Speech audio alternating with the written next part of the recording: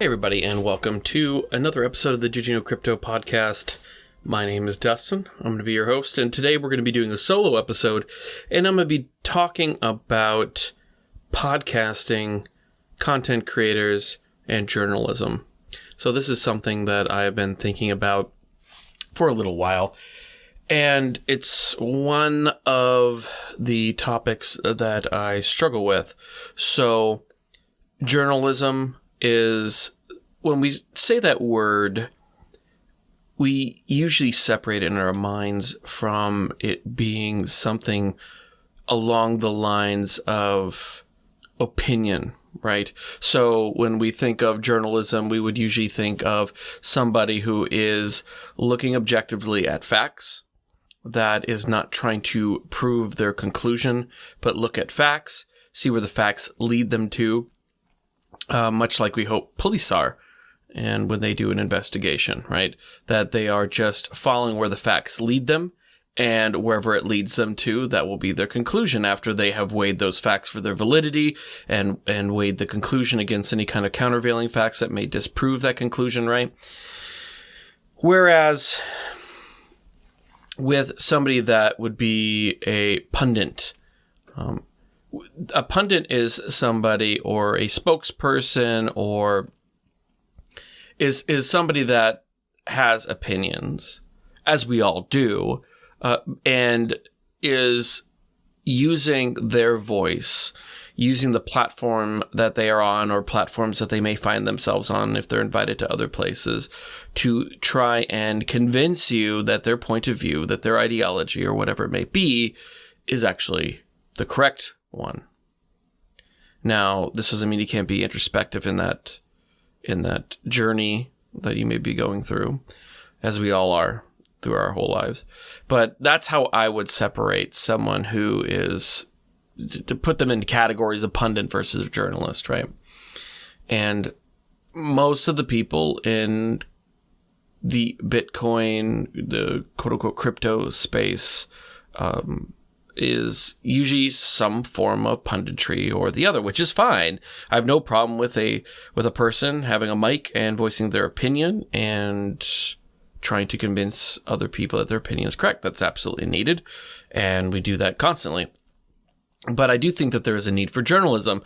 But I think that there is a problem within the space of, and this bleeds over into just within the United States as well, and probably throughout the world, that the concept of journalism, one, I think is, we have to delve, I guess, pull back a little bit farther, because I think that there is this idea that there was this golden age of journalism, and this is speaking from an American perspective, a golden age of journalism in the 60s or whatever, where Walter Cronkite, who was a very famous, if you don't know who he is, just Google his name, he was probably the most famous journalist in America. He was hosted CBS, I believe it was CBS Evening News.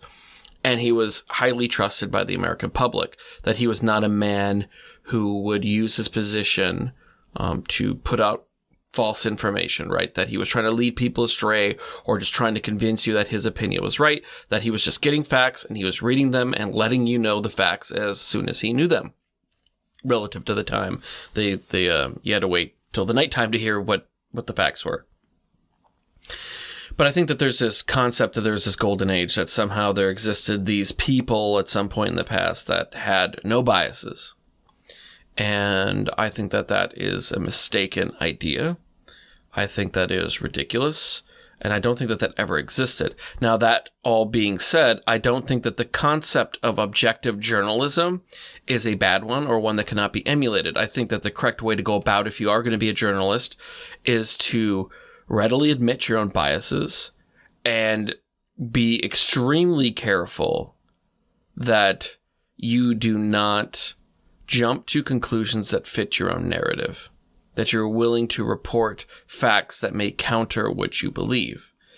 And I think that being honest about, I think that's a really big problem that people have, at least in, I don't know, I'm not a citizen of Europe, or I guess Britain now is separate. But I imagine it's the same throughout the world, is that there is, or maybe not, maybe it's just more Western, I don't know. but I'm just going to stick to, when I'm talking about the media and journalism, I'm talking about America.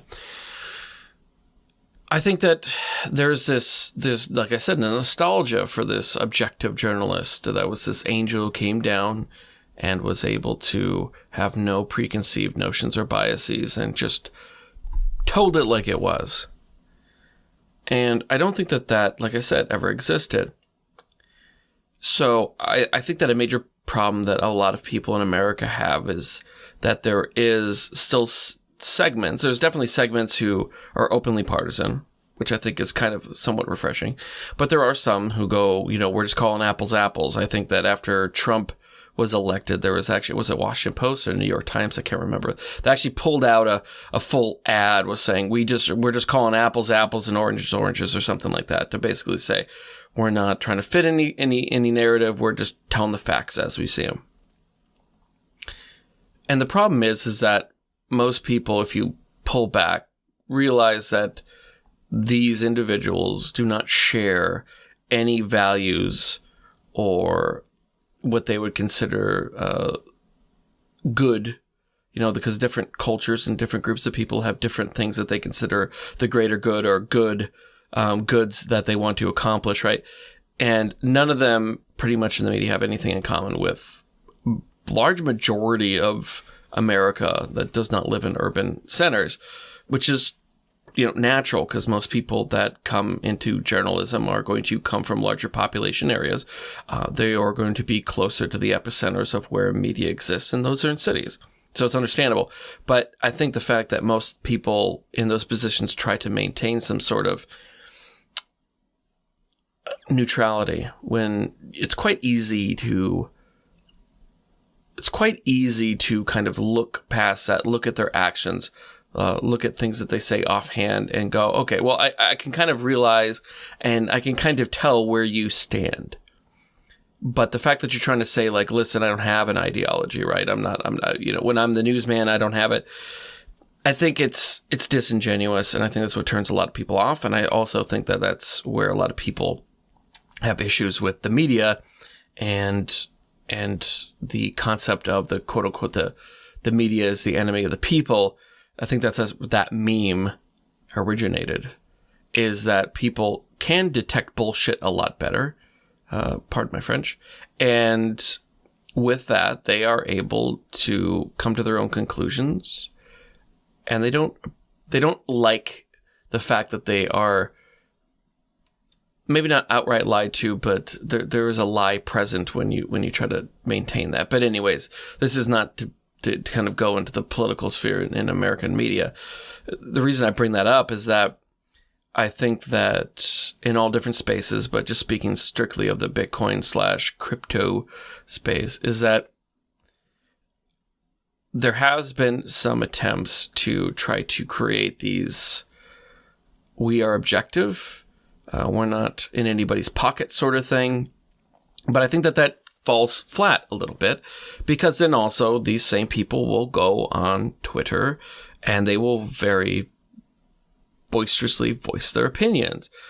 And it's not that they shouldn't be able to either, but it's very difficult, right? So within podcasting, and Peter McCormick, who I don't agree with on everything, nor would I expect that he would expect everybody to agree with him on everything either. He's kind of had this issue of, and it's the same thing that I've been trying to figure out for myself. Am I a journalist, or am I a person with an opinion and a microphone? And I think that this is something that I have not figured out myself, right? So, and I should figure it out fairly quickly, because if I am to be a journalist, I need to be objective. I need to not voice my opinions of my own. Even on social media, I think that if you're actually going to take I'm an objective journalist, I think that you cannot engage in that sort of thing. The problem being with that is that it's almost an impossible thing to accomplish, because if you do not engage, if you've already built a name for yourself, if you've already built a name for yourself and you have a high following, where I think Peter could probably do this a lot easier than, say, like I could. You already have a large follower count and supporters and all that kind of stuff that you could kind of switch to, like, I'm no longer going to voice my opinions. I have beliefs. You've already heard them. But from now on, I'm not going to take part in any kind of these arguments or any of these disagreements within the sphere. And I'm just going to report the facts as I see them. I'm going to be objective. I'm going to interview people that I may not agree with. I'm going to ask them pointed questions, but I'm not going to try and make, my space, in our case, the podcasting space, a place to, attack them, make them rage quit, that sort of thing. In my case, I don't think that that's really necessarily possible. There could be a niche there that needs to be filled, and I might be surprised, but my issue is that social media engagement comes from controversy, and it doesn't have to be, it's not saying that you should gin up controversy, because for short term, that can actually work, right? It can get you more followers, higher engagement counts, that sort of thing. But pretty soon people kind of start to read through these kind of self-inflicted dramas and start to go, well, this person is just calling it on themselves. And your ability to impact the space on a larger scale is diminished. But if you're just interjecting your opinion in there and, agreeing with some people or disagreeing, but being respectful and that sort of thing, that's, I don't see how you can remain objective and still go do that, or continue to hold a air of objectiveness where people can go back and look what you said, but go like, from now on, like this, I'm no longer going to do this. I don't think that you can have, people can view you as objective if you go on there and you criticize other projects, people in the space, things like that. So to me, to take a very obviously recent case right now, so Craig Wright, the copyrights with Enchain and all that kind of stuff, I would say that if you are to be a journalist in this space, that you would need to be very even-handed, that you would not go read this story that was put out by CoinGeek very early in the day and try to get something out within an hour. I think that what you would need to do is you would need to go and research. You need to call a copyright office. You would need to talk to patent, or I should say intellectual property attorneys, and not say a single word until that you've come up with something. You come up with enough facts that you can make some sort of preliminary, objective opinion based on facts. Release it without any kind of fanfare or drama, and not engage in any kind of character assassination or calling people out, calling them a fraud or a liar or whatever. Whereas somebody who is a pundit, a man with a microphone and an opinion, would do what I did, which was to kind of get bothered by it and go out there and actually literally attack the claim of it, right? So I think that there may be a niche for journalism. I think that there may be, but I'm not necessarily sure if that's the road that I want to go down, or that I think that I would do best in, because I don't know. Because there's an element that I would like to do that, because what you see with the feud that him and Giacomo Zucco had was that Giacomo had a major issue with the way that Peter framed something, and I'm sure that there's other stuff behind the scenes, but the fact that Peter said there's 2 Bitcoins, and people need to be educated on the differences between the two, where Giacomo as a Bitcoin maximalist had a huge issue with someone inferring that there is anything other than Bitcoin and then other things that claim the Bitcoin name. So I think they're actually both correct. But then, Peter's also taken a lot of flack from Bitcoin maximalists. And from their perspective, it does actually make sense that why would you invite people on who they view as being frauds or liars, or putting forth a a completely wrong narrative for how any of this works, right? And that'll lead to confusion in the market, especially for new people. And that's not necessarily incorrect either, but the line that you have to walk, especially if you actually do have opinions. So I would not call myself a maximalist, but I definitely, compared to a year ago, I lean way more towards that than I was then, like probably 75 to 80, 90% in that direction. But I've also, and I've mentioned this, I think, before in some live streams, I've changed my mind on some fairly large things that were very important beliefs to me throughout my life a couple times. And recognizing that I could believe something so sincerely based on all the facts that I thought that I had at the time. Hey folks, I hope that you're enjoying this episode as much as we did recording it. I don't have any sponsors, but if you could do me a big favor and go to iTunes and leave a 5-star or a written review, that would help me out a lot. You can also help out by going to supportmypodcast.com. That's supportmypodcast.com, where you can find all the other ways that you can help out. If you actually go to the discounts tab, that's supportmypodcast.com/discounts, you can get on an early mailing list, and you will get access absolutely for free as a listener and supporter of this podcast to discounts for such things as VPNs, Bitcoin wallets, Bitcoin-related clothing, as well as other kind of health products that I think are very helpful for people to just live a better life. So go over to supportmypodcast.com/discounts and sign up today. I want to remain intellectually curious enough where it's very hard for me to say that, I know 100% for sure that, say like the Bitcoin maximalist position is the correct one. And because I'm not sure, it would be totally intellectually dishonest of me to portray myself as that. And especially because my motivations for doing so would be, okay, well then I can, that crowd will be a lot more, happy and supportive of me.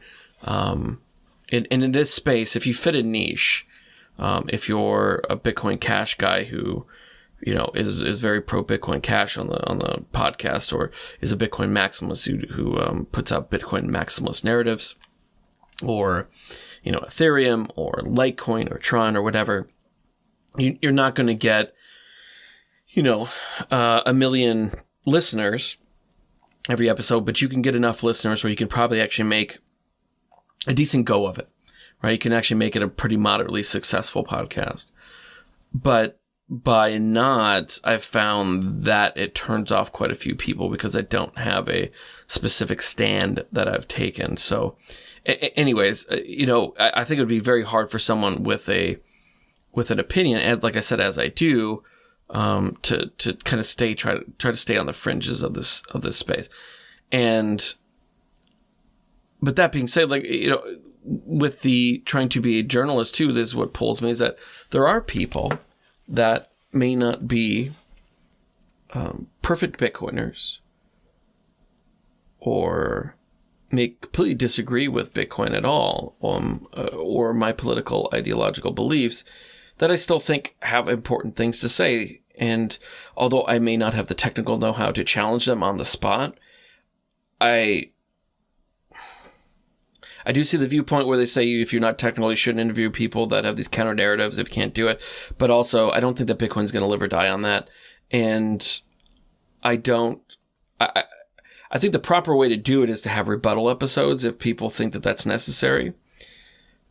But I don't want to not talk to people just because I'm not supposed to talk to people. Like I talked to Ben, BTC Socialist. I am objectively against pretty much everything that he believes politically, right? Or I should say, both of us probably agree 90% on the problems. Like we both identified the problems within a system that we think should be changed, right? Our differences are on the prescriptions, what will do it. And on the prescription part, I probably in most ways probably differ about 99%, 98% on the prescriptions. But we probably agree about 90% of the problems. And there are a lot, especially given that most maximalists, for the most part, would fall into some sort of libertarian-ish leaning. I would say that most of them would probably have a problem as well as putting forth, giving quote-unquote a platform to a different ideology. I don't necessarily I see the argument of like, you're giving a platform for somebody, right? So let's take something that's not Bitcoinery and take something that's very controversial. Let's say within the United States, if you're an international listener, there are, most European nations have it as well, but if you're not in a European, mainly European or a country with a population of European descent as a majority, there are groups of people who call themselves, white separatists or white supremacists who believe that, strangely enough, that their proudest achievement is the one thing they actually didn't have to work for, which is their color of their skin, which I always found kind of strange. But anyways, they had kind of I wouldn't say fallen by the wayside, but the idea of theirs, there was a time in the past where that would probably be slightly more popular. But they've seen somewhat of I don't call it a resurgence. I think that they're definitely in the United States. I think they're a lot more minor than people make them out to be. But anyways, there are people who have started to kind of go into these kind of radical right belief systems and kind of have gotten into the mainstream, not mainstream, but people actually know they exist and know some of their names, right? So there's people who invite them onto podcasts, people who invite them onto shows to talk to them, right? And of course, they receive a lot of flack as you are giving somebody who describes themselves as a white supremacist, someone who describes themselves as a Nazi, a National Socialist, and that you're giving them a platform to spew their vile ideas. And there is something to that, because when you give, and you see the same thing with like the Trump in 2016 or Alexandria Ocasio-Cortez over this last year of 2018, 2019, and you see them using the other side's hatred of them to rise to prominence, right? So the more that they were talked about by their opposition, the more their star rose, right? So I understand there is actually legitimacy to the idea that by talking to and about people, you do feed into their meme, to making their meme a larger one that people are aware of. But I think the problem is that these same people will talk about these people constantly, and they don't realize that they are actually giving them more power than ever talking to someone on a platform ever does. Because when you talk about them, you're putting them out in the news. You're putting them out in their name. I am aware of that person. But when you actually talk to them and engage with them, you can find out why they think what they do. You can delve in, and you can understand them better, because you will never defeat them if you feel like they are the enemy, which I feel that these people are. They are an enemy to anything that's decent and really rational. But anyways, I don't want to get into it. But like, if you see them as an enemy, then if you don't take the time to understand them, this is why you constantly have these problems, because you never understand, why does this idea persist? Why does it continue to come up? And the concept of not talking to them is you'll never figure that out. You'll never find out the truth, because you're only reading about what other people have said that they said or what they believe. And I don't think that me putting them on someone talking to them on their podcast or on their show is going to convert anybody, right? And on the opposite, I think you are going to give them a platform for which they can hang themselves, so to speak, and that you can actually put real questions to them. And I think that's always better. So within Bitcoin, and I'm sorry to use such a gross example, and I'm not comparing anybody in Bitcoin to white nationalists, but within Bitcoin, where you see like, oh, we shouldn't talk to this guy, he's a scammer or whatever, right? I don't like that idea because, one, I don't think that if Bitcoin is going to be defeated because a bunch of non-technical podcasters like myself talk to Justin Sun from Tron or something like that, although I really don't have... anyways, I don't, if that's what it takes to defeat Bitcoin, then I don't think Bitcoin is going to survive anyways. So the worst thing that could happen from that is that uneducated people that are new to the space, people with wild ideas about making billions of dollars by doing nothing but trying to buy some stuff on Binance and hold it for some 15,000% pump.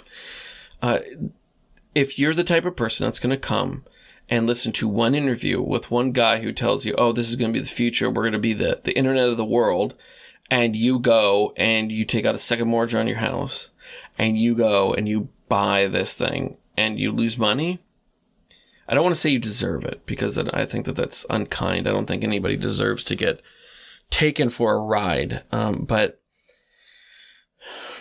I don't necessarily have a lot of sympathy for you per se either. And I think that this is the same type of person, for the most part, that if they had not heard that interview, or if Bitcoin and this whole space did not exist, they'd be doing it somewhere else. They'd be doing something stupid with their money somewhere else, and the end result would probably end up being the same. It's a very generalized statement, I understand, but I don't think it's necessarily untrue as a general statement either. So that's my thing, is that I kind of torn, because if I want to, it's very hard to say, like, I do hold these beliefs, but I'm also going to suspend them for a period to actually talk to somebody who actually I think is being disingenuous with people. But also it does give you somewhat, and I juggle with that too. Do I want to be overly contentious? Because if you are very contentious in an interview, people don't want to talk to you, and other people who you'd want to talk to aren't going to want to talk to you because they think they're just going to get ambushed. So it's a very fine line, and this episode is not meant to be anything about me explaining what I think the correct prescription is, but to kind of give you an insight into my head and why I think the way that I do. And sorry for the background noise. We've been having a lot of rain, and my studio is in the basement, so the sump pumps that pumps the water out from when it kind of gets in around the foundation has constantly been running. And I don't have a prescription. I just want you to people kind of understand, you guys out there that are listening, and I really appreciate you guys. I want you to understand my thought process and what I'm struggling with. And I think that a lot of other people struggle with in this space if they are trying to be intellectually honest with their audiences, and not trying to be a straight up shill for I shouldn't say that. Shill's a bad word, because if you actually do believe in whatever it is that you believe in, I don't think that you're a shill. I think shill is somebody who kind of knows that it's not necessarily true, but they're going to benefit in some way, whether it's clout or monetarily, or a lot of times it goes hand in hand with quote unquote shilling. So anyways, that was all I kind of had. If you guys had any comments or anything like that, feel free to reach out to me. I'm on Twitter, I'm on Facebook, Instagram. You can email me as well at dustin@didyouknowcrypto.com. That's dustin@didyouknowcrypto.com. You can find all the links to our social media at the website at didyouknowcrypto.com, and this will be all the show notes, and people mentioned and how to contact them will be in the show notes, didyouknowcrypto.com/EP37. That's didyouknowcrypto.com/EP37. So before we go, I just want to mention a couple things. If you could do me a big favor, go to iTunes, leave a 5-star and a written review. That's like the biggest thing you can ever do for me. I'm eternally grateful for all you that have. And the other thing is I'm going to be offering a discount program for all the listeners and supporters. It's free. You can sign up with your email, and I'll let you know when that actually goes live. And basically, we're going to be offering discounts on products such as Trezor, Keep Keys, merchandise from bitcoinmerch.com, bitcoin.com, also some health food stuff like mushroom coffee and a bunch of other things. So if you want to head over to supportmypodcast.com, you can find all the ways to support the podcast. But if you go to supportmypodcast.com/discounts, you can sign up for that right now. And it's absolutely free. I don't do anything with those emails other than just email you about the discount program. I will not email you about anything else ever. And one last thing, head over to bitcoinforals.com, Bitcoin4ALS, or go to Twitter at Bitcoin4ALS, at Bitcoin4ALS. And we're doing, I'm hoping to support a pledge drive to raise money for Hal Finney, who is probably the second most important person in Bitcoin behind Satoshi Nakamoto. We would not all be here without Hal. Hal's a wonderful, wonderful, wonderful person that did a lot of stuff for online privacy before he ever even touched Bitcoin. And he died tragically 5 years ago of ALS. So we want to help show his family how much he means to us. And we're going to be launching that campaign hopefully in the next week or two. It's been delayed just because of stuff out of our control. But if you go over there and follow and support once we go live, I would really appreciate it. But most of all, I'd like to thank you, the listeners. You guys make all this possible. The listener numbers actually make me go, okay, I need to do this, because if it was like 4 people listening, I would just say, you know what, I might skip this week. So anyways, actually I wouldn't, because if I actually have 1 person listening, I owe it to you guys. So anyways, thank you so much and have a great night or day whenever you listen to this.